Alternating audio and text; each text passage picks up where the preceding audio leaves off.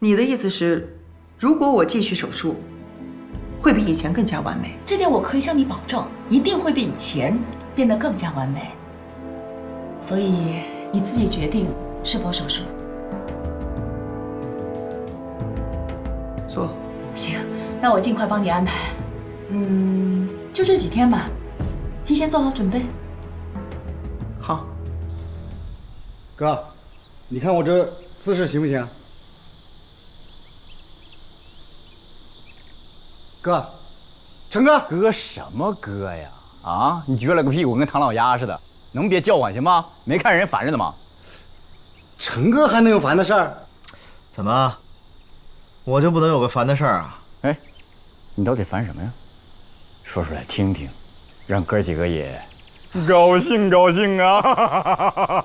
别提了，我家里这个女人太可恶了，处处碍手碍脚，长这么大还没人敢对我这样的。不是，你家里还有能管着你的人？哎，你说这女人也太阴险了，我只要一玩游戏，她不是拔插头就是拉电闸。哟呵，说法挺专业呀。西城啊西城，原来也有女人是你搞不定的啊！哎，问题是，就这个女人我不怕，可是我奶奶还站在她这边，我只要对她怎么着，我奶奶就生气，你说我能怎么办啊？我真想把她给扔出去。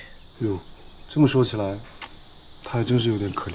感觉你个鬼可怜。你们快给我想想招吧。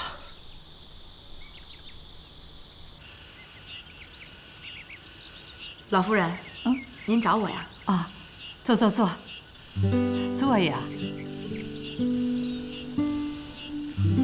锦溪啊，自从你嫁进我们顾家，我就一直在观察着你。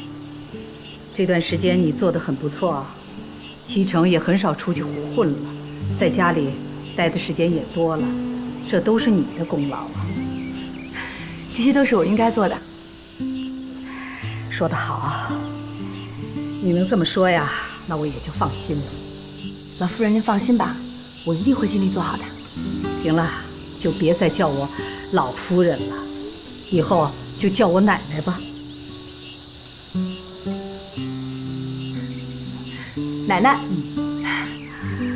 好孩子。西城这孩子啊，从小父母去世的早，我们顾家以前就我们一老一小2个人，现在你既然已经嫁到了我们的顾家，那我也就没有什么心愿了，就想着能早日看到你们的孩子，那样呢，我也能安心的闭眼了。奶奶您别这么说呀，好日子还长着呢。你现在的任务啊，就是要多和西城培养感情。